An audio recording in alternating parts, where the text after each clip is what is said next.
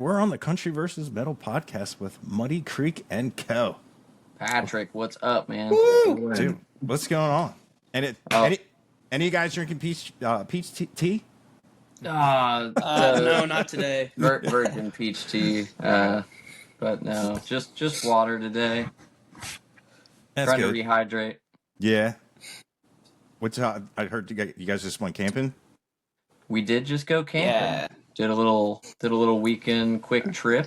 You know, Sleep in the woods. You know.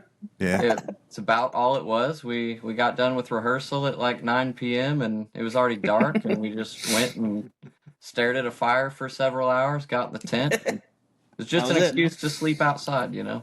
Yeah. Yeah, man. I don't think I've ever gone camping. Wow. Other than like a backyard tent deal and like. Oh man, camping is like the thing to do in the Midwest. Yeah. This is like what you do. Yeah. So you guys are Southern Illinois, right? Yeah. We're about we're like 8 miles from the Indiana border and probably 50-ish miles from Kentucky. Nice. Yeah. So you're kind of like almost smack dab in the middle. Yeah. As far as the country's concerned, I mean, we're like so centrally located. It's really convenient. Yeah. I know a lot of your the lyrics in your music there's a lot of pine trees. I like pine trees. Yeah. Pine trees are good. Yeah, it's like out here we have the Pine Barrens, and like there's like people that live in there, like call them pineys. It's just like it's just a huge forest.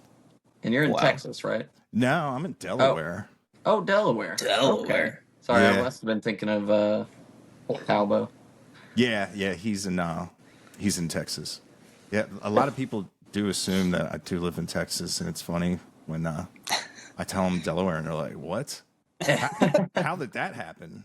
I'm like, "Exactly. That's what the whole channel's about. Is That's what like it is. being up here in the Northeast, like stuff like what you guys are doing and all. That's not a thing on our airways. Yeah. Wow. It's really cool. It's been a really cool thing to find like music that like you absolutely love, because I've just thought stuff like that was gone. You know what I mean? Like who does Southern rock Right. well anymore? If you're listening to commercial radio, if someone doesn't say, "Hey man, you need to check out Muddy Creek," and man, there's a lot of guys doing it. Oh man, you guys might even know them, like Them Dirty Roses. Oh yeah. Oh yeah. We know those boys. Yeah. They're fun. I'm pretty sure the last time I threw up was with them. Yeah. Same actually. That'll happen. Yeah. We happen. Oh god. Yeah. I mean, we might as well get into it early.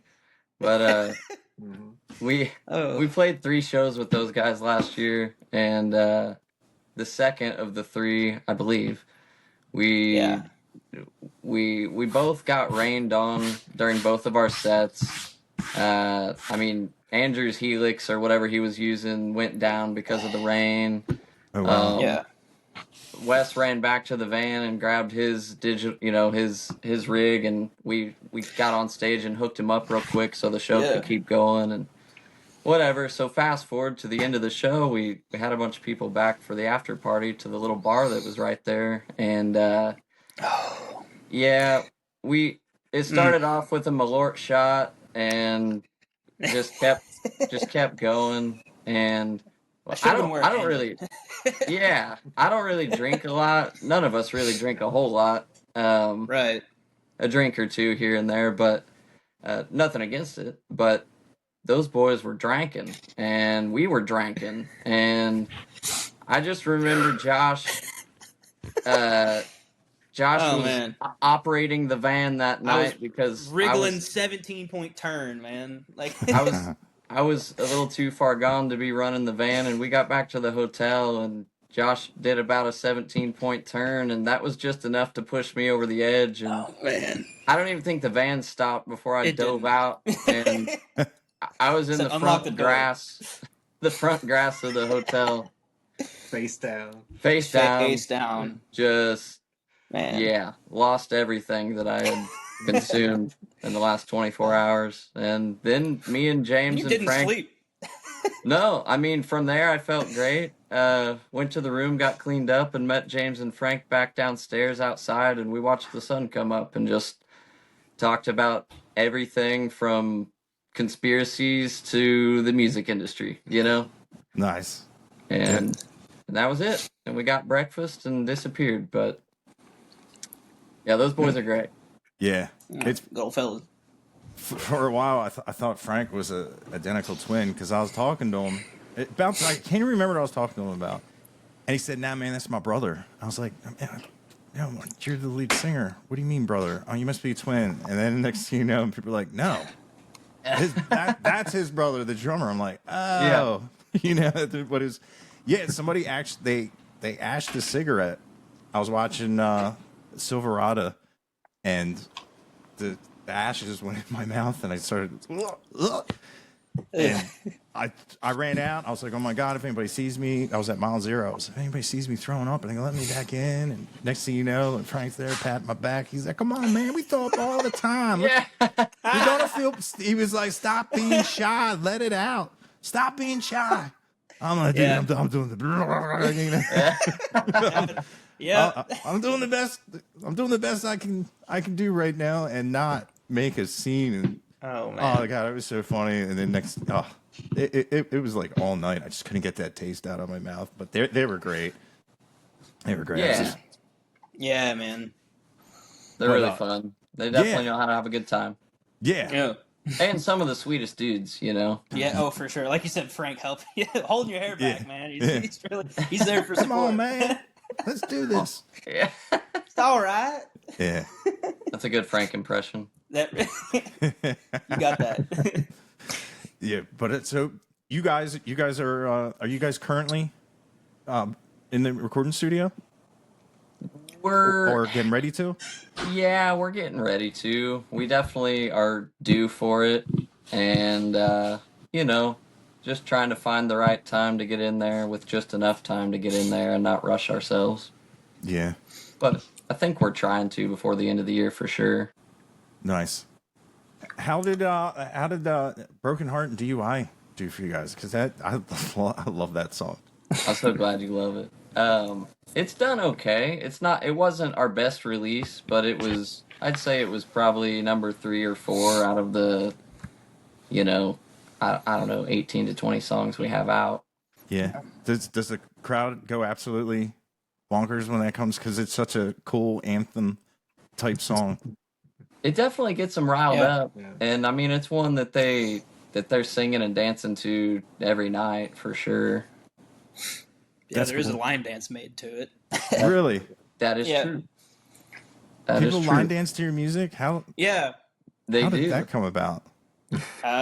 My wife got into line dancing, and her and some friends made. Originally, it was for Fighters and Lovers, and then they made one for DUI when it came out. Actually, they made it for the release party when we released everything, and yeah, and they get people to come and join in on it all the time. I mean, it's kind of funny to watch from stage, seeing people dance to your music. There's a particular spot in Fighters and Lovers where it kicks up and they're really animated with their movements. Yeah, it makes me hit a little harder at the end of the night. I think Nice. just like giving it to them. That night at speaking of Fighters and Lovers and line dancing and them Dirty Roses and all that, we were at Off Broadway in St. Louis with them last June, and it was a sold out show. And in the middle of the show, this is country versus metal, so you'll appreciate this because we're all former metalheads. But I split the crowd like a wall of death to allow room for Josh's wife and the crew to come up and teach to line everybody dance. this line dance. So then the crowd splits, it's a sold out room, and then there's just like 5 or 6 people in the middle starting this line dance, and we pick it up. And before you know it, everybody that was who was into it hopped in and started attempting this line dance, and it went from a split room wall of death to just a bunch of dancing and hugging and stuff. It was hilarious. That's so wild. Line dance, or I mean, you guys consider yourselves Southern rock, right? Yeah. Yeah. I mean, Yeah. the sound's definitely transformed since the beginning, and it kind of started with there were definitely hints of Southern rock, but it was more like a folky country kind of tenor to the music. And since Josh has come into the band and our bass player who's not with us today, Dante, they've added a lot. I mean, they've thickened it up a lot, and it's a lot chunkier, and kind of the new music we're writing is definitely Southern rock, but there's a lot of heavier influences and undertones in there. Nice. Now, I'm still a metalhead, so yeah, that's awesome. I just like I can't remember who it was. It was another country guy. When some guy kept screaming, "Play heavy metal, play heavy metal," and he goes, "Yeah, give it to them, guys." And they started. The band knew, played, of course, Enter Sandman. Yeah. But he was like, dun, dun, dun, dun, dun, dun, dun, dun, dun, dun. That's all I hear when I listen to that. And I was like, I got all excited because I wanted to hear like his version of it. I can't remember who it was, but it was funny is because like I've always, a lot of people say that, like, Yeah. from the countryside. They're like, man, I'm like, it's like anything else. Like it's weird how you'll eventually be like, oh, I speak corpse grinder now, Like, Yeah. yeah, man. like, it takes a little while, but yeah, it's been cool to go like the other way of like listening to like your type of music where like I'm not getting yelled at, and it's it's easy listening, and it's still rock, you're still jamming, you're still retaining, like that bum, Yeah. bum, bum, bum, bum. Well, you can tell those dudes are metalheads because a lot of you, like, if you know what to look for, some of the grooves that they're playing, you still get that taste.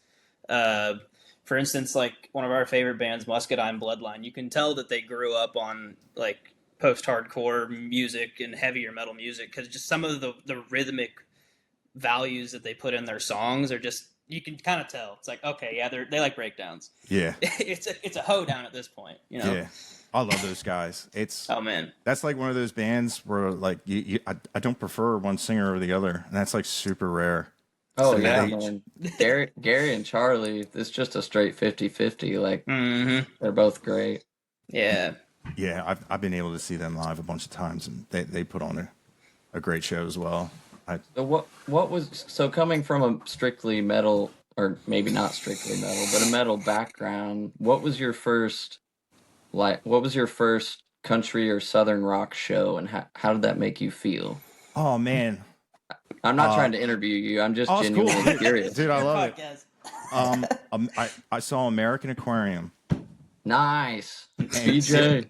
Yeah, dude, it was really funny. This couple, they brought me to the side, and they were like, "Here's some rules of dealing with BJ," and it was like, I'm like, well, what's going on here? What do you mean there's rules? And it was like things I never would have known. They're like, do not offer him a drink, don't hand him a drink, and stuff like that, which I was very appreciative of. Yeah. And man, like famously, I've talked about this quite. I was never a pedal steel fan. If you were setting up a pedal steel, I'd be like, I want to leave, because like every context I've heard it on like the radio, it's there, it's eating up all the cymbal frequencies, and it just never did anything for me. I just felt like it's there because this is how we make our money, and I never, and it's weird because I love like Delta blues and all that slide and all that like slide guitar is like some of my favorite guitar playing. And man, I spent the whole show like just watching his pedal steel guy. I'm just like, dude, this is, why doesn't everybody play it like that? And it was funny because he is super, super intense. His performance, I was just like, I felt like I was at a Henry Rollins show. The intensity, and just, I felt like at any point in time, BJ, if you just said something, I felt like he'd jump off the stage and smash that beautiful red guitar over your head. It was just like, man, this dude is into it. It was like hardcore, but I knew there was a bunch of stuff going around. I always talk like, guy pat me on the back, and I'm like, yeah, man, this is cool. And I look around, everyone's crying but me, and here I am, just like, this is amazing, you know. What's going on? But yeah, and then I think the second show was Cody Jinks and Whitey Morgan. Nice. And that was pretty cool. An experience, huh? Yeah, because Cody was like, hell yeah, man, Slayer. I was like, oh, I'm gonna like this guy. Yeah. Yeah, and then Whitey Morgan. I don't understand why he's not a bigger name, because he definitely has that old style that I've been finding, that he just has like a really cool vibe to him that I think just like really pays like a great homage to like the old outlaw style. Yeah. But I agree. Yeah, Cody's show was awesome, and what was even cooler is I texted his keys player Drew Herrickle and was like, "Hey man, you want to hang out?" And he jumped out of the bus, and we went to the bar. And it was this guy putting Cody Jinks tunes on the jukebox, and I was like, "Hey man, his guitar keys player is out in the balcony. If you want to meet him," he goes, "What? Just because he played over down yonder, he's gonna come here? This place? Yeah, okay." I'm like, well, you're lost. Yeah. Fellas got to wind down too, you know? Yeah. But it was nice to go to a show where people weren't doing like the windmill, and like you go home and you know, your eyes aren't black and blue, and you can breathe out of your nose. And there's a time and a place for it. You're not dodging sneakers. Yeah. Or man, like I'm too old for any of that now. I went to an Avenged Sevenfold concert, and I just felt like this wind, and I was just like, "What is that?" And I turn around, I'm the wall of. Oh no! I'm part of the wall for the circle pit. Yeah, and I was like, "Oh no!" I gotta go. Yeah, I'm just a lean grab back another away beer. Yeah, because I watched somebody get sucked into that thing, and you're just like, yeah. You gotta go with the tide. You gotta be a school of fish at that point. But it's weird how like everybody like loves it. It's just, I guess it's a release, but man, no. I love getting the crap beat out of me. Yeah, right.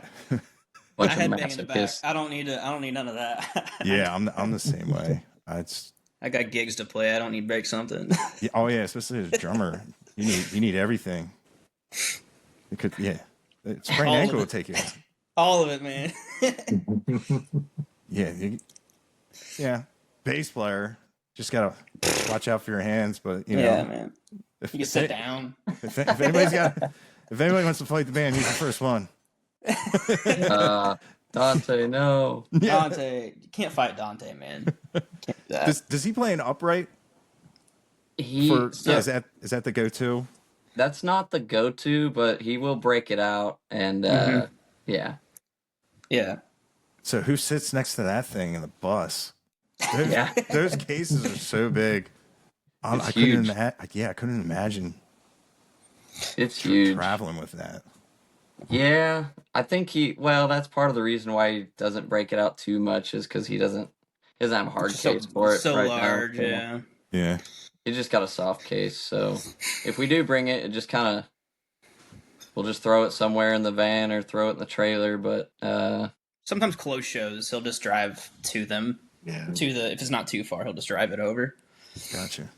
I If imagine the hankering's there. Yeah, I know they're sensitive too with those bridges, and if they get banged around and transport. Yeah, they're super sensitive. Yeah, that's it's kind of like a banjo bridge. Yeah, but that's cool. That's definitely a different sound. Another thing that I found it's interesting with the full band and everything. I mean, he'll just put a little hair on the on the bass, and it's nasty.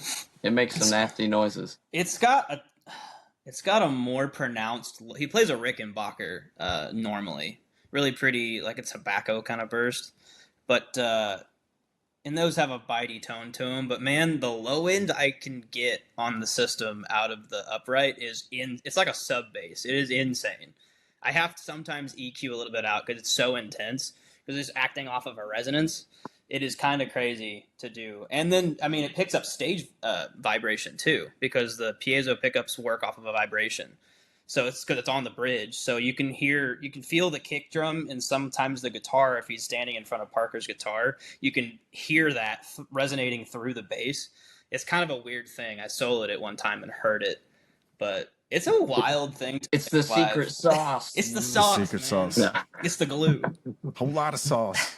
All of it. So All that sauce. you run sound too, being the drummer. Yeah. Mm-hmm. Hope you're frozen for me at least. Oh, I am. No. On my screen at least. I don't know if it's actually. I can see. I can hear you. So as long as I'm not frozen. Oh, there we are. Yeah, I do a lot of the front of house work, I guess. Huh. Me and Wes normally handle a lot of the setup because we use our own mics and stands. Just for consistency on our end generally, and it's a lot easier on the front of house guys because we can get on stage in 15 minutes. Plugged in and stuff. But if I'm running our own sound, I have a kind of a setup that I do is I'll set the bass and the drums first. We all can play different instruments. Parker can play drums and bass and all that kind of stuff. So normally I'll have either him or Dante go back on the drums and one of the other ones play the bass, and I'll lock that in, and then I'll go across and do the guitars, the bass, and the vocals to match. And generally that's a good recipe, and all I have to do is bump the vocals in the room sometimes. Now that I sing behind the drums, it's a little different. I have to have somebody tell me where I need to sit. But yeah, I normally do some of the front of house and like the back end producing on the mixing and stuff. We're all engineers. We all went to school for this stuff, so anybody of us can do this. It's just that's my chosen little job that I know. Like at a gig, I head towards that. So yeah. Nice. Yeah, it's cool. I mean, we'll run a in-ear system just to keep stage volume down and stuff. And if we show up to a big stage or a festival or whatever, we just give them a 16-channel fan out split snake. I was going to say you use a splitter snake. Yeah. Yeah, and then So much everything easier. we take care of 100% of the stage, cables, mics, stands, and they literally just have to run front of house, and they love it every time. They're just like play around. And it makes, because of that, by proxy, we sound better than we normally would because stuff's preset. They can just run in and play with effects and actually really have fun with it, Nice. Yeah.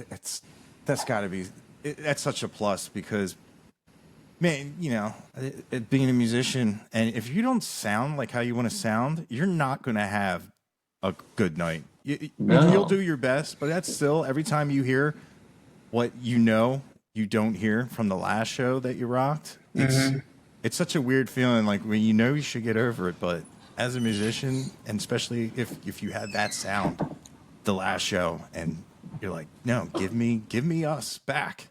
So well, I know. I mean, I don't think that goes away. You see artists that have been on the road. I mean, huge artists that get pissed at their monitor guy or whatever, and they've been on the road for 40 years, And it's because of that. It just doesn't sound quite right. It's like, well, that's not me. What's going on? If my mix is set in with the in-ears, a lot of the time it's really close when we per show, depending on the room, but it's the confidence boost. If I can hear myself really well, and that's why I went away from wedges, because just everything's too loud back there, and I can't hear what I'm doing. So, same with the boys up front. As long as you can hear yourself, I feel like I just play with more of a confidence, and I can replicate that to the audience a little bit better. You know? Yeah, well, that's like when you meet a drummer that doesn't play in ears, you always got to ask, hey, what side is your monitor on? So I know what ear to yell at. Yell at the other one. Like, oh yeah. Yeah, that makes sense. Because it's crazy. It's crazy. When you just sit down on a drum kit at a live show, just for the hell of it, drummer got up, did something, and you just sit there and you're like, how can you hear?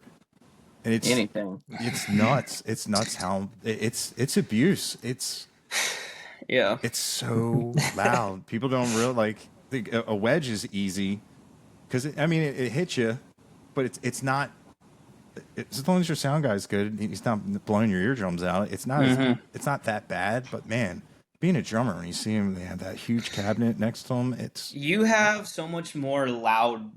Can I curse on the podcast, or should I not?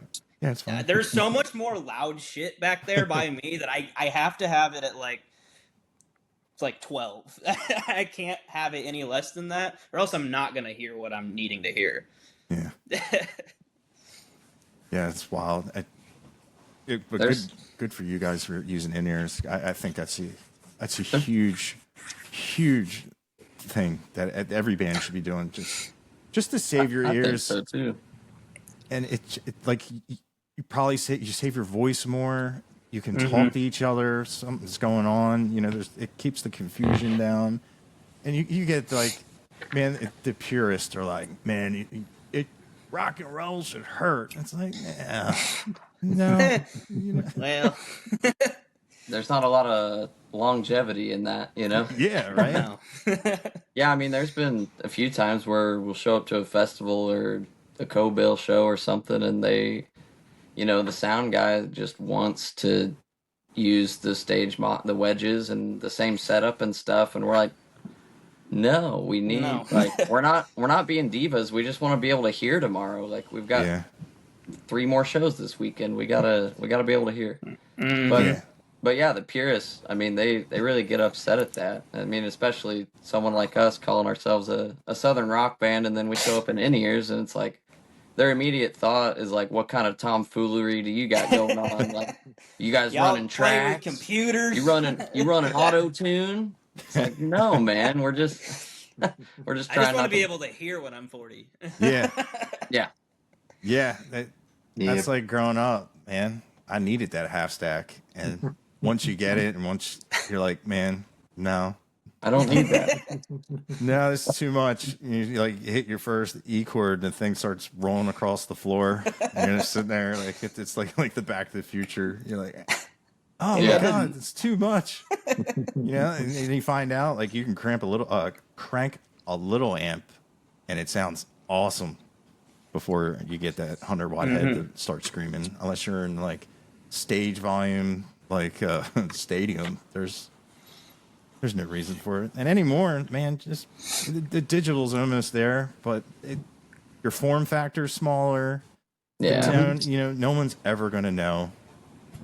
So and the people are like, nah, man, nothing beats tubes. And I'm like, oh, I know, but when you're out on the road, like, where are you going to get that special tube? Because I tell you what, they're not something you can just go the Radio Shacks and all those. Those days are gone. Yeah, like where are you going to get them from? Like, a Guitar Center might have a couple of sets, but it's too much because there's just everything. Like a lot of people, like if you're at a place that has bad like voltage, like you can destroy your gear. Yeah. And, you learned the hard way. Oh, you needed a power conditioner. You're like, what? What's that? Yeah. So many times I'll show up to a gig, and even though our rack runs through a Furman system, I have a consistent A in my ear. Just like, well, I guess that's there. Yeah. This place is not grounded. you just can't ever count on things being properly powered sometimes. No. We keep a little power tester with us, and we check every outlet we're planning on using before we even plug in, because we do still run tube amps. Yeah. Not big ones. I mean, Wes has been on this path for quite a while of tiny amp. I don't know. I mean, it was probably Blackberry Smoke on that last record that really. Yeah, that combined with the Catfish, the guy who helped us record our second album. I wanted a Marshall head for that album, and he was like, I got your Marshall, but there's also this other head, which we ended up using the other head. Can't remember what it was. And then the high watt? No, it wasn't the high watt. It was something else. But then he was like, or we could use a little Fender Champ, and I could show you what that's like. And I'm like, and that kind of got the gears turning in my head. So after that, I'm like, okay, I need to find me a little amp and try that method one of these days. Yeah, man. Little amps for the win. Yeah. Yeah, little baby tube amps. Little baby. yeah. It's like not a lot of people know like the wall of amps. It's fake. It's Yeah. just Oh It's yeah. empty cabs, man. It's It was so- almost it was almost never real.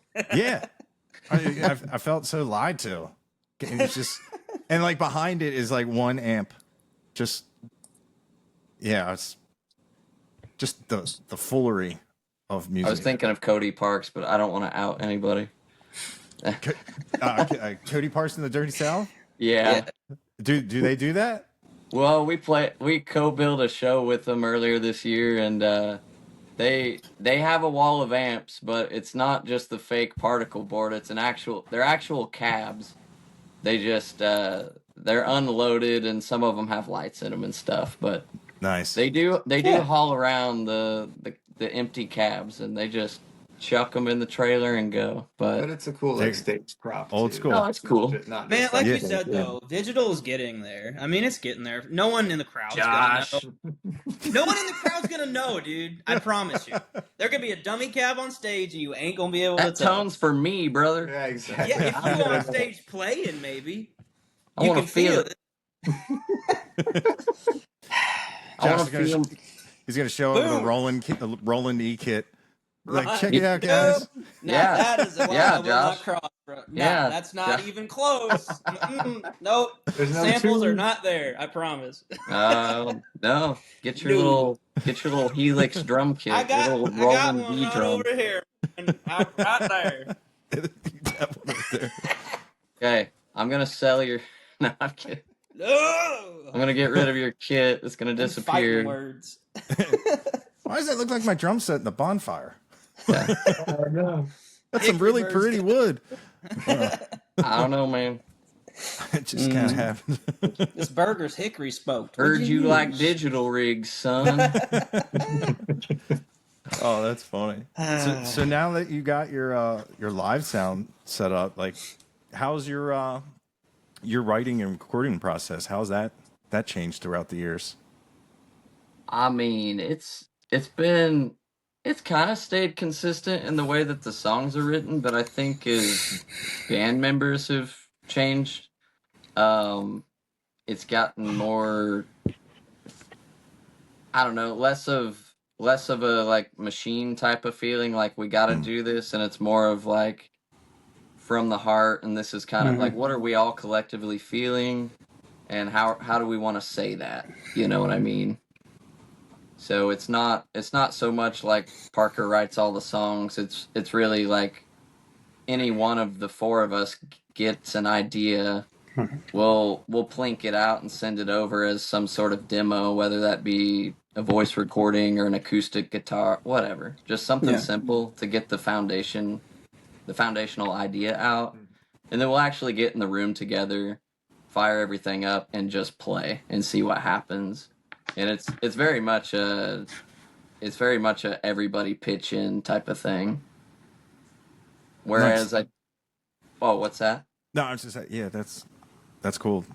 Yeah, in the beginning, I mean, Wes and I are the two remaining original members. And in those days, it really was me and Wes writing the majority of the material. And then, as the second album happened, our ex bass player now, he helped pitch in and stuff, and we all tried to collectively pitch in. But I think where we're at now with the lineup we have, everybody understands it's an open discussion, always. And even instrumentation and stuff, everybody in the band can play pretty much everything in some capacity, including auxiliary instruments that we don't have in the band, like keys and harmonica and things like that. But everybody gets their hand in it, and it's very much a group effort. Nice. And like listening to your music, if I didn't know, like when it was recorded, obviously I know when like you have a new song. If I just found it like organically, like just listening to like the quality of the recordings, I would wonder if I'm listening to like a classic Southern rock song or a newer one. Is that like intentional? of it. It's Yeah, got a cool yeah. like earthy feel to it. If that makes any Nice. sense. No, that makes total sense. It's funny you say the specific term earthy because our first record, we did all the production in house, like at our studio, and you know there's a bit of a quality difference there with time and age and all that, but we did it. We're proud of it, and when we actually put that record on vinyl, and so when we went to put it on vinyl, we wanted it to be mastered specifically for vinyl. We wanted to do it right, you know. And so we sent it down to Anthony Fox in Nashville, who's done a zillion things, Aerosmith records and whatnot. But he mastered that for vinyl, and I kind of asked him, you know, what he thought of the music, just out of curiosity, and his exact term he used was earthy tones. So that's cool. Yeah, that's cool. But Yeah. I mean, I don't think the classic sound is intentional with the songwriting per se. I think it's more in the tone of the instruments and stuff. Like, I mean, I prefer a classic kind of a little bit of a darker tone. And I mean, you seem to lean a little more on the bright end of things. Yes, it seems that way. But especially lately, like knowing that, you know, it kind of gives each other room to fit in the mix that way. But yeah, It works. Be a trend. Yeah, and so I don't know. I mean, some of it's intentional. If it comes out at all in the songwriting, I think that's purely organic, and you know, that's probably due to an array of influences. But a big part of those for me specifically are more classic bands. Now, are you guys fans of the Southern rock? Yeah. I'm a big fan of Southern rock. Now, what would you consider like for you, like the most iconic Southern rock like riff? Do you have? I mean, iconic from my perspective or in the general public? I can either or. Oh man. Mm-hmm. General public's probably like the first 3 notes of the Freebird solo. Yeah. Yeah. Yeah. I mean, as far as the public's concerned, I think Skinner's probably anything Skinner. Skinner would take the cake. But I don't know. For me, there's an Atlanta Rhythm Section song called "Homesick," and that riff specifically is, for me, that's like the most iconic Southern rock vibe and riff that there is. Excluding Freebird. I mean, you can't say Freebird. We all know that. Yeah. We've been there. Yeah. Over and over and over. Yeah, exactly.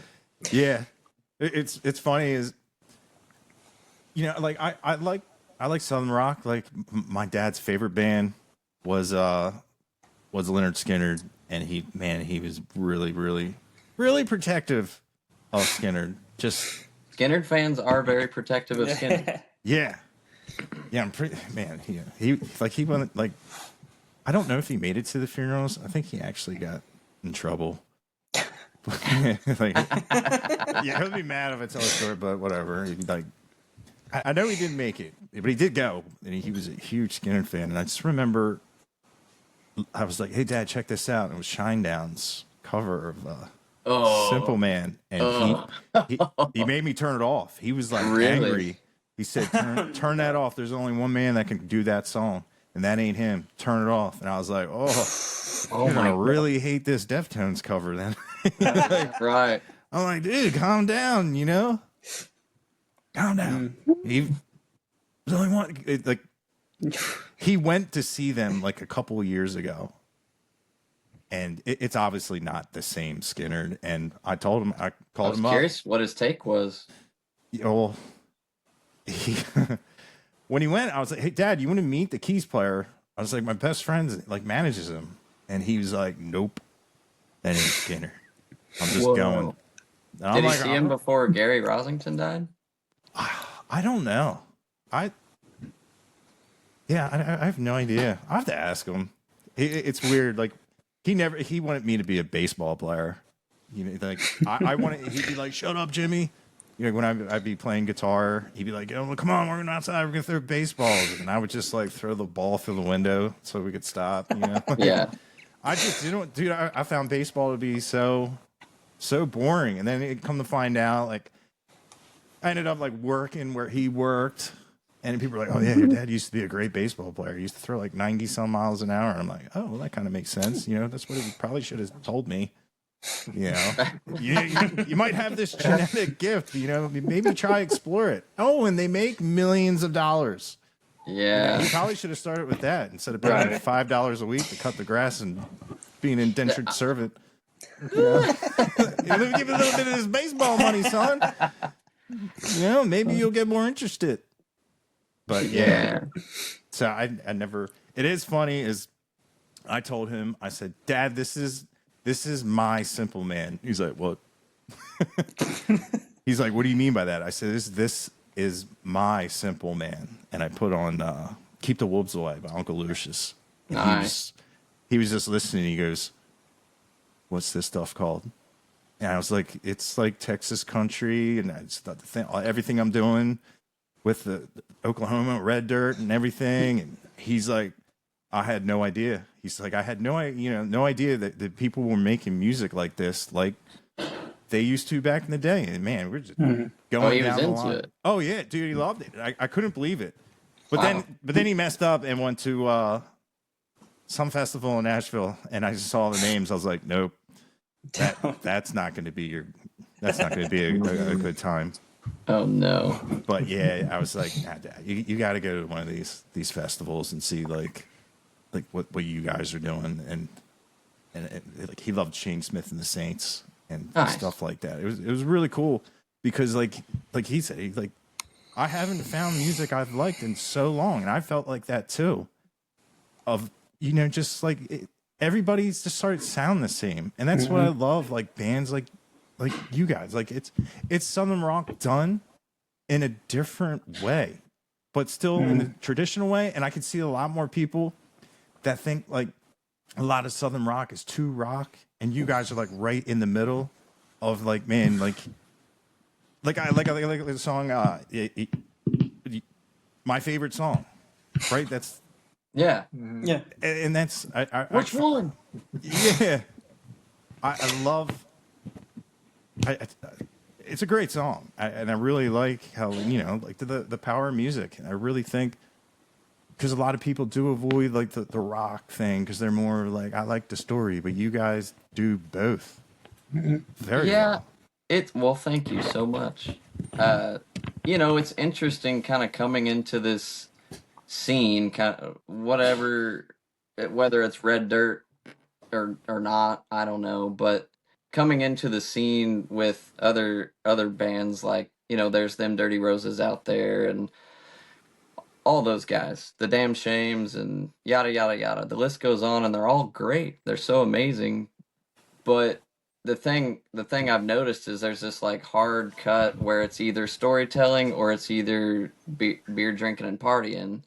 And personally, like I don't want to write from that angle. Like I think there's been enough of that done between just straight up country or the bro country or Southern rock or what have you. But being able to tell a story but also just connect with someone on an emotional level and them feel at least a little bit of what we're feeling on stage. I don't know. It's really cool, and it's interesting how it's worked out. I wasn't so sure it was going to work out, as far as is this accepted or not. Yeah. So I guess your audience found you guys just putting out music. And it's definitely a scary thing when you work so hard on it, and it means so much, especially when you write the lyrics and the lyrics have meaning to you, and you just put it out in the world, and you kind of have to sit back and wait and see what happens. And it's weird how sometimes like it'll take a while, and it'll take that some grinding, getting in the van and going farther and farther, and it's cool when he starts seeing like more numbers and more people, and when it becomes a thing, that's got to be a really cool feeling.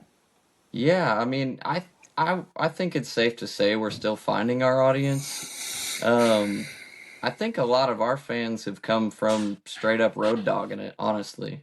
Our online numbers, they are not great. Our streaming numbers are terrible. And we really push physical music more so than digital. And so Yeah. like our album sales are great. Our physical vinyl and CD sales so good. In comparison with the digital numbers, the physical sales are way better. Yeah. And And you make the money. well, yeah, and you know, we're fully independent, and so everything runs through us. We don't have a big team or really any team. I mean, you're looking at 75% of the team right now. Yeah. There's the And sound guy. yeah, exactly. I mean, I take care of socials and business on the back end. I mean, everybody does a lot in the background. And we just recently hired a road photographer just to to try to help, you know, Yeah. in the way of capturing the moment and actually having physical evidence of, hey, we were here. Yeah. Because there was such a long time. I mean, that feeling's way worse than dropping an album and it hitting the floor and no one's listening to it, is driving all the way to wherever the hell, 8 hours away, and coming back with not a single picture or or a video or anything.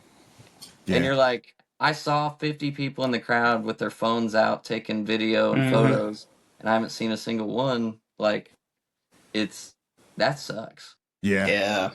Dude, hiring someone that just makes you content 24/7, like that makes a huge difference. I don't know if you know who Braxton Keith is, but Braxton Keith hired a content guy. His numbers like through the roof, and you get to see like the other side of, like, you know, like we're doing now. Like, you guys are like cool and fun to hang out with, you know. Cause that makes a big difference. It does. Seeing that, like, before your one music video where you guys are walking down the sidewalk going, you know, that's funny. It's cool to see. You know what I mean? Like, you're I'm like, glad you liked that. I thought it was great. I love little. I'm so glad you liked that. I love little stuff like that. I'm like, oh, these guys. It gives it a little bit of your personality, because, you know, like when you get on this app and you're just looking, you don't know if you're going to talk to somebody like fun or serious. You know, and that gives a little. Oh, these guys, it'll be fun. Yeah, we're just big chillers. Yeah, Big easy going, you know. but yeah, No, the beginning of that video is funny because we were just, that was unstaged. We were just goofing. That really was We were just walking us back to the being van. us. Yeah, I think Terry was like, "Walk, I need some B-roll." Just I stay started close singing. together. I started singing "Staying Alive," and me and Wes started singing together. Yeah, we all chimed in, but we got the video. Terry got the video done, the guy we hired to do the video, and, you know, we sent it out to a close circle, and there was one person in particular, I won't name them, but they were like, cut that. That has nothing to do with this. I don't like it at all. Yada yada yada. And I was just like, dude, get lost. This is us. Like, that was unplanned, uncanned. It just happened. I think when someone pops that video on and they're like, what? Because it's barely there. yeah, And you're like, real are they quiet. singing "Staying Alive"? And by the time they figure out what's going on, our song started. Yeah. I was like, we'll keep it as long as we don't get flagged, you know? You're sued. Yeah. It's So- under 10 seconds. It's fine. Hey guys, what's It's fine. cease and desist mean? Yeah. We got the But, other version of the video. It's fine. Yeah, No, I loved it. that's funny. But yeah, Steve was telling me to ask you about your time in Muscle Shoals. Oh, yeah. We recently went down there. I guess before we went down, we've got to talk about something really important, and that is the transmission in our van totally grenaded itself like 2 days before we left. And me and Wes here, we work at a body shop during the day, and the van was at the shop getting serviced to go to Alabama. and the trailer was loaded. The trailer was there at the shop, disconnected it, had the service done, pulled out of the service shop, hooked up to the trailer, was like, all right, let's go home and practice or whatever we were going to. Yeah, we were going to practice that night. We were going to practice. And, dude, I pull out from the shop. I pull out on the highway. I make it like a half a mile from the shop, and I just hear the loudest thud. All of a sudden, I'm in neutral, except the shifter was still in park. And so, I get out on the highway, check it out. We lost third gear and second gear and drive, of course. And so I put it in reverse. Wes was behind me in his car, and I backed up with the trailer into oncoming traffic down the highway like a half a mile to then turn around and get back to the shop, limped it to the shop, and so we had to scramble, figure out what the heck we were going to do.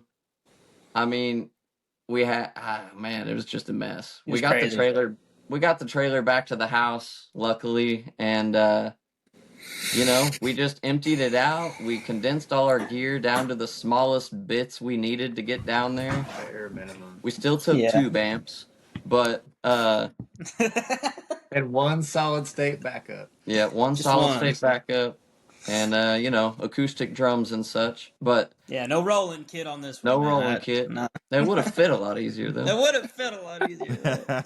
We could have taken the 8x10 if we would have used the rolling. Okay, yeah, we wouldn't fit in that thing in there anyway, man. So we had to rent a car. We rented a Jeep Wagoneer from Enterprise. We stuffed everything in the back. Not a sponsor. And Enterprise, if you're watching. If you're watching, sponsor. We take a discount. We'll take that discount. But no, we got down to Alabama, and we got an Airbnb down there. We were playing at Champy's there in Muscle Shoals, a fried chicken joint. And the day of the show, we went to Sound Studio to go tour it, where Skinner and everybody did all their stuff. Yeah, man.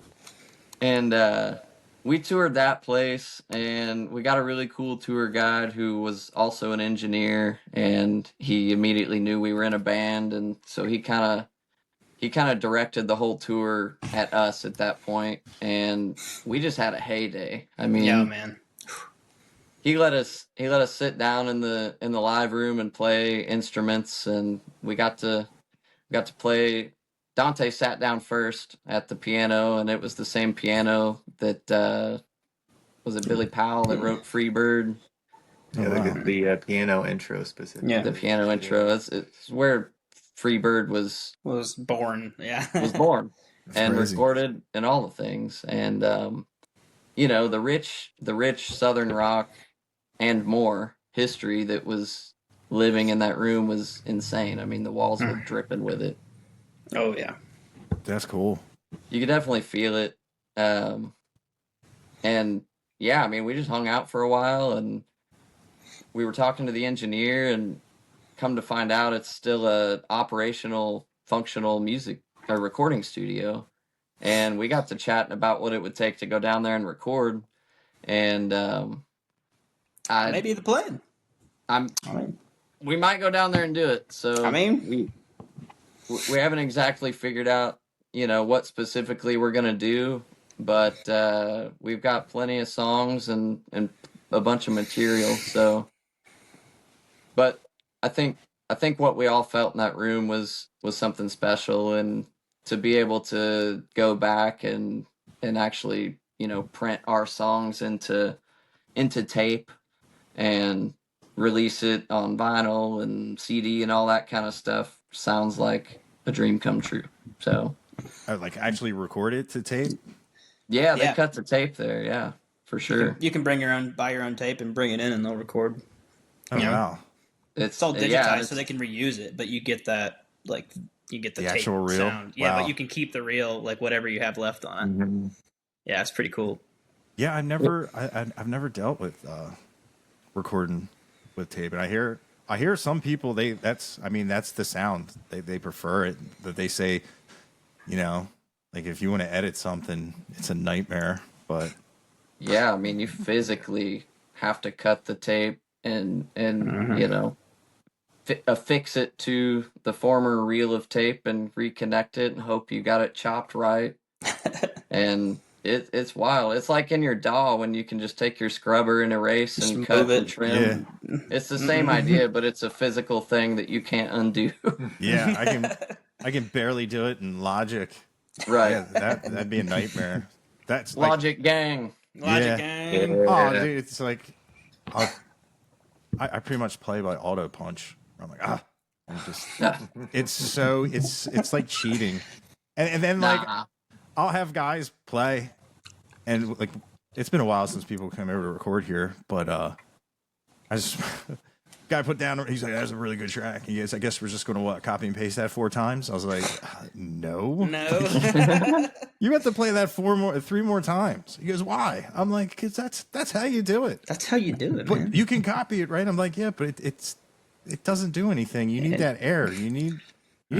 variation. I agree with that. I think it gets a little too sterile after Yeah. a certain point. Now, with you know, obviously like more digital music, like beats and hip hop. There's and things of tricks that and nature. stuff you can do, but it doesn't replicate the double tracking. Yeah. No. Yeah, you need those imperfections.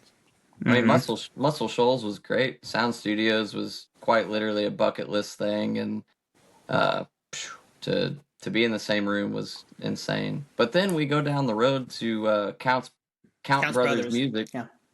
and you know, a really well known store that's been there forever. And we walk in, and the owner calls us by name, and we're like, "What the hell?" And he's like, "Yeah, you guys are playing down at Champions tonight, aren't you?" And we're like, "Yeah, dude." How do you know that? Yeah, so it just, you know, it felt good. They treated us like family, and Yeah. we really felt right at home. And the crowd later at the show was great. Staff was great. We had a really good night. So the shop, the guy who worked in the shop knew who you were. Yeah. The owner, Oh, yeah, the owner. Said y'all look Yeah. like the Muddy Boys. We're like, yep, yeah, that would be us. How The do you Muddy know Boys. that? I like that. It's like a Them street Muddy name. Boys. Yeah, we'll get that every once in a while. Them Muddy Boys. freaking and geeking. That's what. Is that? Do your fans have a name? I know like a lot of like fan club or fans. They have like their own kind of nickname. I mean, I think Muddy Creek Boys has probably been the most, or the Muddy Boys or whatever, but it's been about the most mentioned. But Yeah. I I don't mean, are you meaning like what do we call like what are our fans like? Yeah, the like group I that noticed. follow us? oh, Like on like the fan club people, they'll call themselves like a name. And of course, I Okay. can't think of one. I mean, Didn't we have like mud pies? we had mud pies back in the yesteryear. Our fan page is But like it's like, Kin of the Creek or Kin something. of the Creek. it felt is a little really, derogatory towards the Yeah. fans, you know. Right. We're not Yeah. calling you guys piles of shit, I promise. We But love you. yeah, I mean, our Doesn't sound fan club's called Kin of the Creek. So Kin of just the Creek. Oh, that's We're all cool. family. I mean, yeah, everybody's family. They're the family. That's what I guess you can call the fans. Yeah. The family. Yeah. the family. The Yeah. family. Well, they are the company, you know. They are the company. Like, yeah. The co. 'Cause- Yeah, they are the co of the Muddy Creek and Co. Quite literally. It's not like a singer-songwriter and band. It's like the band is Muddy Creek, the and co is the fans. Nice. Because we wouldn't exist if they weren't there, you know? Right. Yeah. So, Yeah, that's true. Like, definitely. But man, I had a question. I just totally forgot. I wonder if I. There it was. There it goes. Yeah. oh, So well. like from Southern Rock, who was like the top influence? Do you guys have like a real like like a solid everybody, or everybody's totally different with I an think influence? everybody's probably different.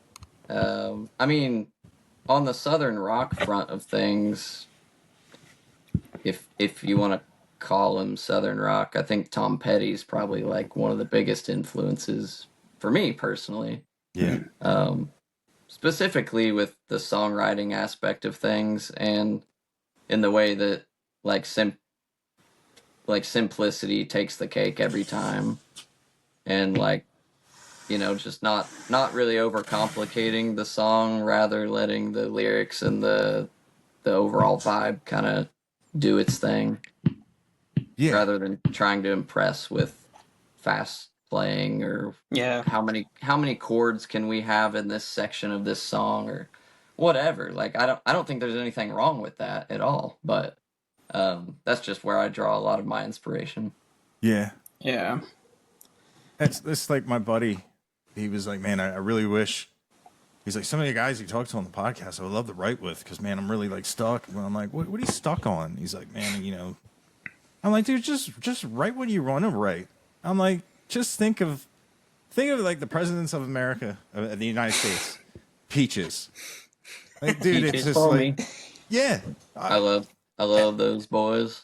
Yeah, it's so simple. Mm-hmm. It's a happy song, and I said, is there any lyrical depth to that, or do you just core connect to the energy and just of the feeling of that song? And he's just like, I'm still calling for a cover. We got it. We've been actually talking about that. So what? Oh, really? All right. Yeah. All right, Patrick. That's crazy. All right, Patrick. Square up with me for a second, buddy. Real quick. So, what you reviewed our song Peach Tea, and our song Peach Tea.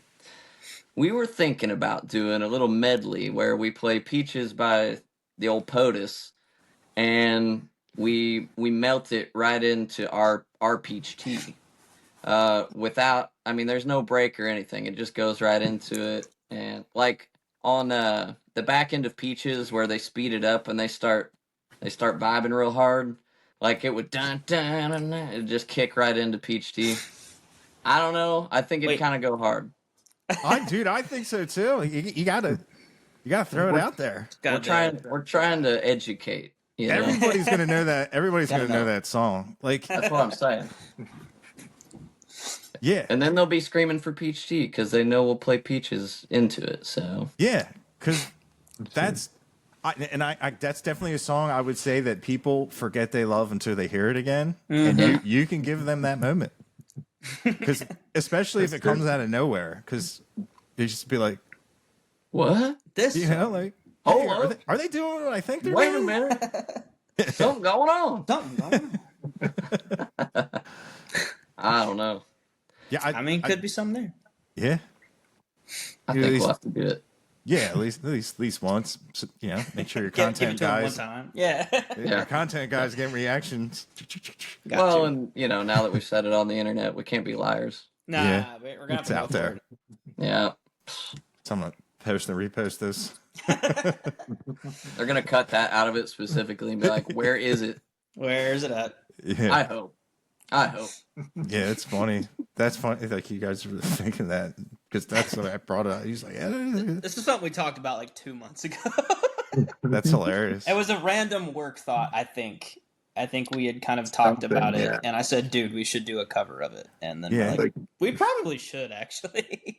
Especially because, man, if there's people that don't know who you are, if they're at a show, they're gonna know that. Oh yeah.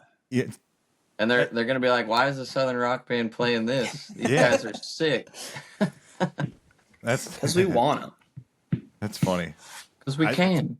I would definitely think it'd be cool as hell, because hell yeah. I don't think I've ever seen anybody ever cover that ever, even when it was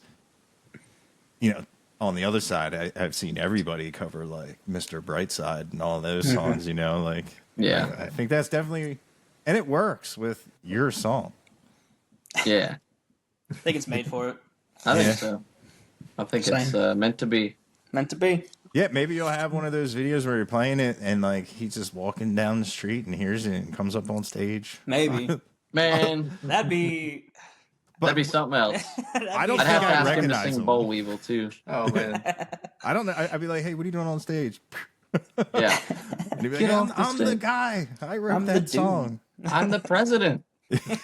No, you're not. No, you're not tonight. No. You can't say that. Money Creek gets the president tonight, sir. You just stepped into our Oval Office, son. Oh man, that's funny. That's what we used to Gotta call get our out unless you trailer. got a blue dress on. Go need to take it to the cleaners. Lord. Oh, that's funny. Someone man. needs to fire me. Yeah. Oh. Someone needs to fire it. That'd be funny. Can you imagine the band coming out and be like, "Hey, we did you all a favor. Fired Parker." Fire. Yeah, Like, we're doing it. That's what we're here for. Dude, I've seen some bands. No, we actually like think- Josh better. No, no. I told that was funny. I don't even remember what show it was, but recently, like, I was like, "Yeah, man, I don't really feel like singing tonight. Josh, I think you're gonna have to take the lead." And he was like, "What?" Excuse me? It was out of nowhere, but I was joking. Yeah. What's up, Josh? You don't know the words to our music? Sometimes okay. no. Dude, I don't Sometimes either. no, man. It We'll be looking at happens. each other like, ah. Yeah. What yeah. What do I Start s- singing something, man. Yeah, what I say Man. first? Watermelon. That's Oh man, Watermelon, watermelon, watermelon. Oldest trick yeah, in the book. we got to remember our lyrics till we're big enough to get a teleprompter. Yeah. Yeah. Oh, I think they're great too because it happens. It's amazing how much it happens where you're like, dude, What was what that? are the lyric? words? Yeah. Oh, yeah, it just goes blank. Like 100%, the slate's been wiped clean. I've got to do a factory reset and then I'm back. But Couple Yeah. extra Time that it solos, we're fine. yeah, just hand it off to Wes for a Guy's in the second. back. Yeah. That's funny. Well, man, we've been talking for an hour. Is there anything else you want to talk about or anything I missed? I mean, Like upcoming tour dates? oh yeah, we're going to the Carolinas next week. Oh yeah? Mhm. Where at? We'll be at the Bird's Nest Listening Room I've been in there. Dunn. Nice. That's a cool And venue. yeah, man, Carla and Sean are great. And they that Roses show where I puked my guts out, they were there in the bar with us. Ah. They flew out to see the Roses and found us that night, and we all hung out that night. And it took a little while for schedules to line up, but they finally had us out. So we're going there next Friday, and then Saturday we'll be at Doc's Tavern in Greenville, South Carolina. Greenville, South Carolina. Yep. Okay. Yeah. I wonder if that. Yeah, Dunn, man, it's a little far from me. I went there to go see Taylor Honeycutt. That's Oh, a nice. that's a cool venue. A lot of churches, a lot of funeral homes in that town. Nice. They had some solid Mexican food though. I was very surprised, but Woo. yeah, that's a really cool place. That was my first time in a listening room where Nice. and it was funny is they were like Taylor's kind of like rocking. You're gonna want to have people like up and dancing, Yeah. but yeah, that was a really really cool time. That was the first time I got to hang out with them too, and that was one of the conversations. It was like who's the biggest partiers, Taylor or them 30? Which Yeah. that's a good mashup of because I was just hanging out with those guys. I went to the after party with them, and man, they're fun. They go hard. They yeah. go hard, man. Yeah. Yeah, but I mean, we're super stoked to get out to the Carolinas. For a regional touring band like us that's still pretty fresh in the game. It's I'm not gonna say it's not scary, because you're going 10 hours away. That part doesn't bother me. It's like I hope people show up. Yeah. And I'm sure- and if they don't, being able to muster up and put the same kind of energy into the show with the same heart, I think us as a collective, like everybody does a really good job at keeping each other's spirits up when there's shows like that. But all that to say, like, I'm thankful for the opportunity, and we're hoping for the best for sure. Yeah. Yeah, And I feel like that place has its own crowd. That regardless of who's going to be there, they'll be there. Because I didn't see a whole lot of other stuff to do around there. Right. But yeah, and like it's a we'll cool spot. definitely make fans out of whoever's there. Yeah. And it's cool. I mean, we've gotten a few messages where people have let us know, like, "Yo, I just got my tickets. I'm traveling," and that's It's crazy. I don't know. Well, and that's one of those things where, like, experiencing that, having people travel 5 to 8 hours to see you that blows my mind. Like, That's insane. I don't think that'll ever not blow my mind. If things, if things trend upwards and we quote unquote make it, I don't think that would ever be lost. That like people are driving forever and spending crazy money for hotels and yada yada yada just to come see us for 2 hours. Yeah. That's it means wild. a lot. It means a lot, man. It's humbling, Yeah.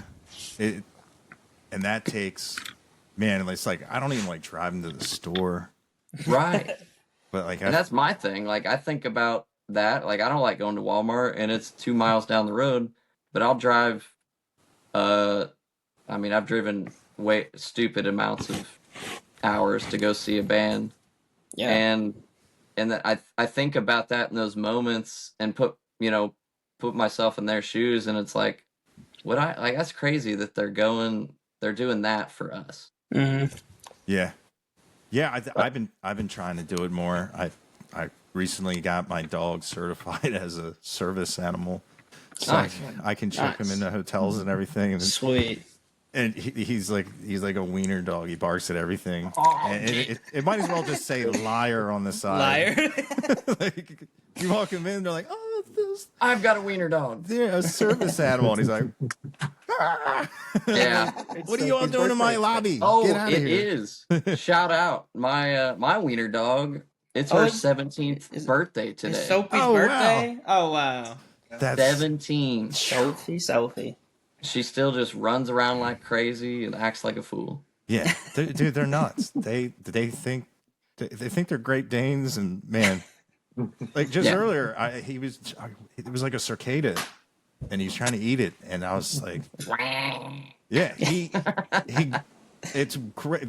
I have a fox that they wait for each other, and then they like do whatever. He barks, they freak out, and now this fox is starting to leave presents for him, and I didn't realize It's the fox and the hound, man. Yeah, it Whoa.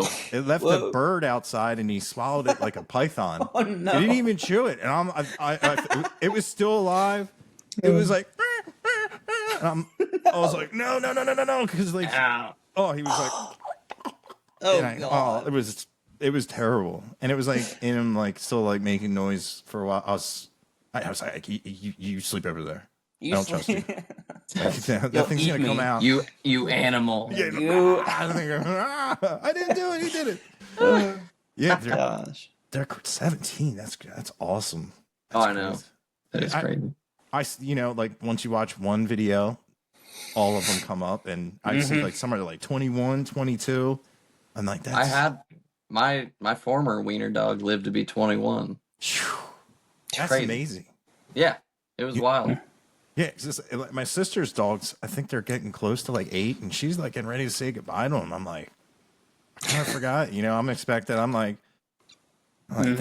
this dude over here, he's Gonna outlive me. yeah, probably.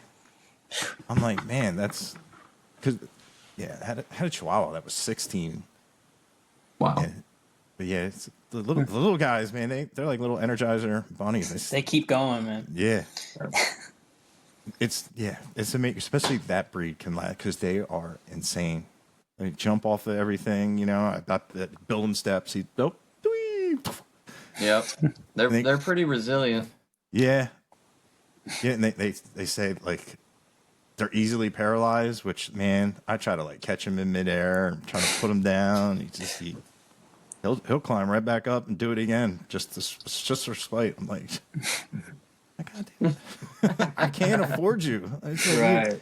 We go to the vet when they're like, okay, the surgery would be $10,000 or we'll amputate for 98. I'll be like, here's a crisp blue Honda over here. Yeah, keep the change. Yeah, Keep the change. Yeah, make it a necklace if you want. Yeah. I saw not to prolong all this, but I saw a wiener dog up in Michigan years ago that was in a wheelchair. And like it had a wheelchair. And I've seen other dogs with wheelchairs, but a wiener dog with a wheelchair, it's kind of like a stretch limo vibe. It was wild.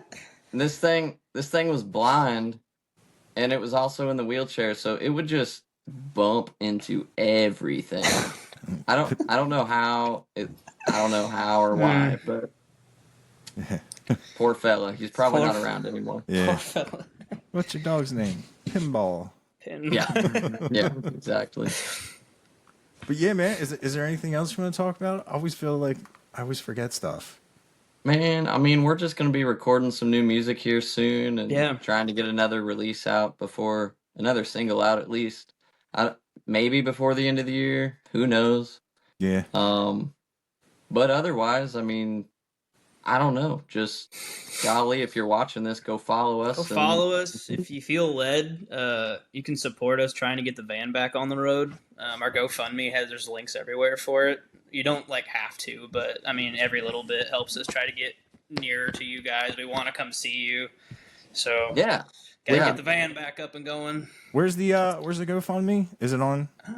It should be linked. It's on our website. Yeah. muddycreek.co. Okay, I'll put on the link tree. I'll hook the link up on there. Oh Sweet. man, That'd be we'd a huge appreciate help. that. Yeah. Yeah, I mean, we've seen a crazy amount of support so Yeah. far through private donation and GoFundMe, but Just big love. it's really expensive, and all of this is really expensive, you know. Yeah. And we all still work day jobs, and we're working really hard to change that To and tip not that do that. scale.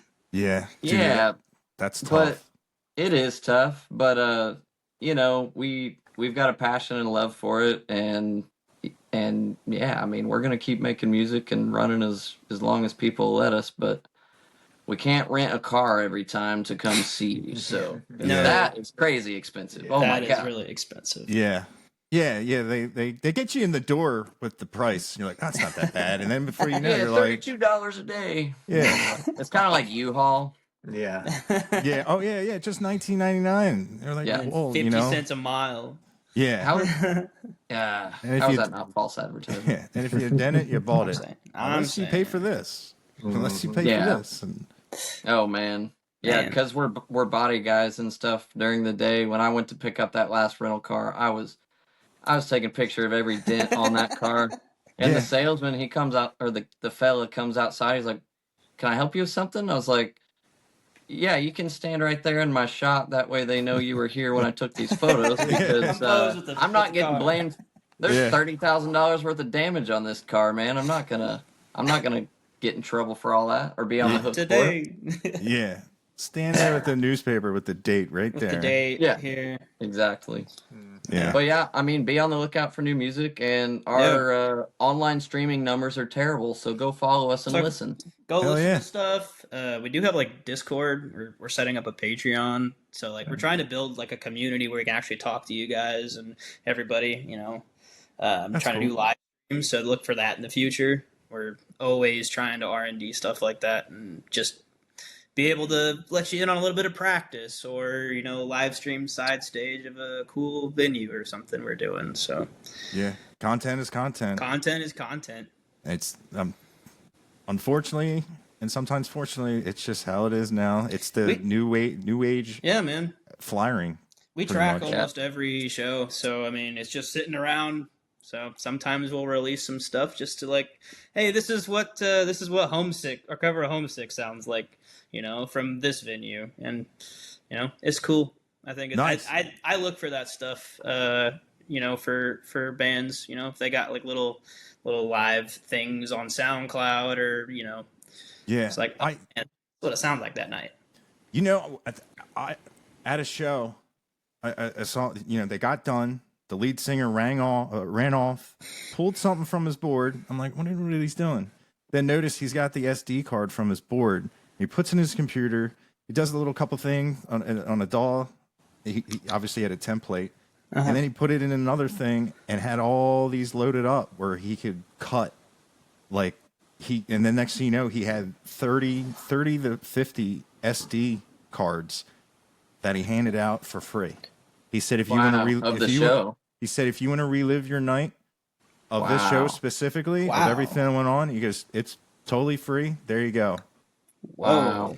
And I was like, dude, that's a big move there. I always thought that was a cool thing to be able to do, because I could grab the SD card off my mixer, but I never thought about like duplicating it and handing it out for people. Hand it? Wow, that is cool. Yeah, he said, I said, man, that's a really cool idea. How does it work for you? He goes, it made my merch sales go through the roof because I guarantee it. I gave them value and the appreciation they wanted to feel like, come on, let me give you something for that. And you go, no, when it doesn't cost them. If you buy them in bulk, it doesn't cost you that much. But he's like, when they buy that $30 T-shirt, boom, it paid That's for food itself. for the night, man.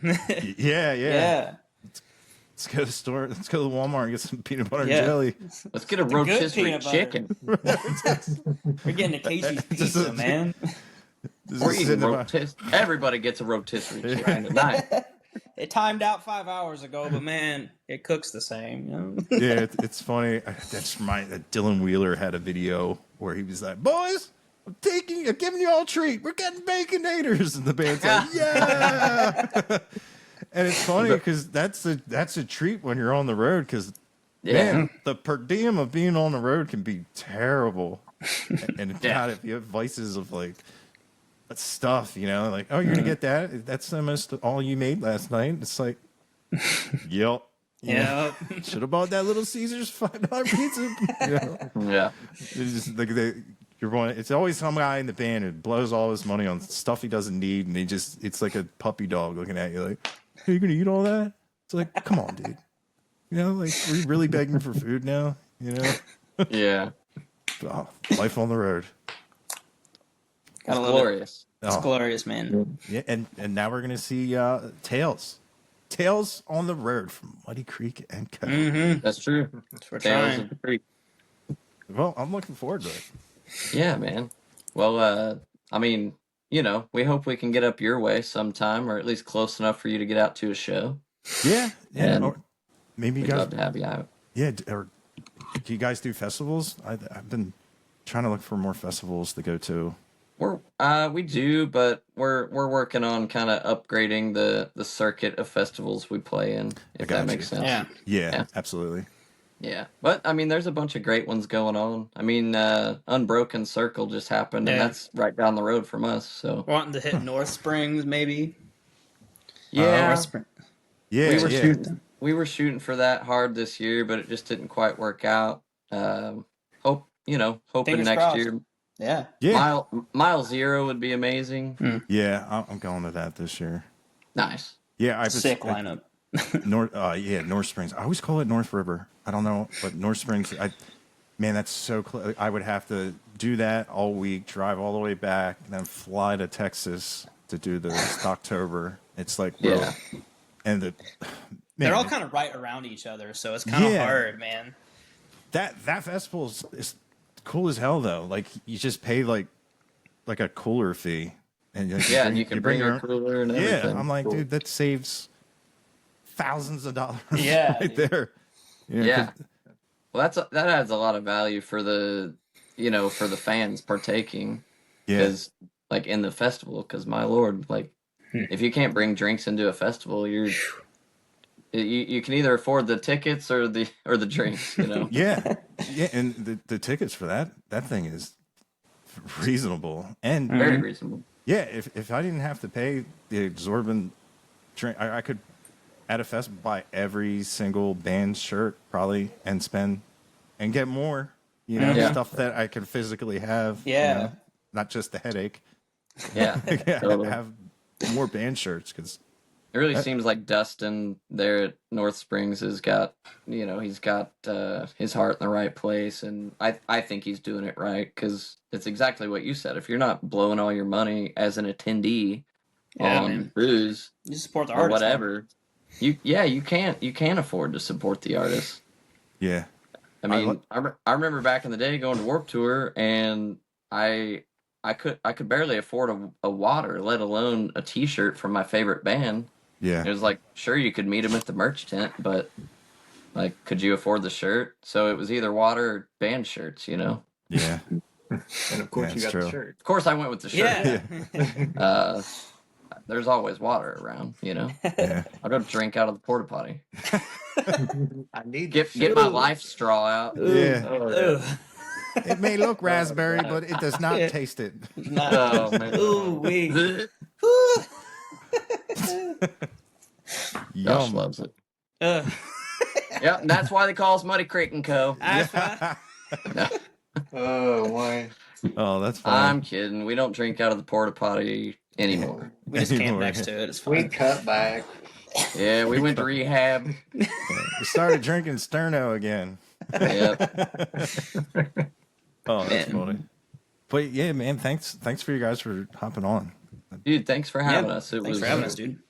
It was awesome getting to hang and talk and you know, get to know a little bit about each other. Yeah, man.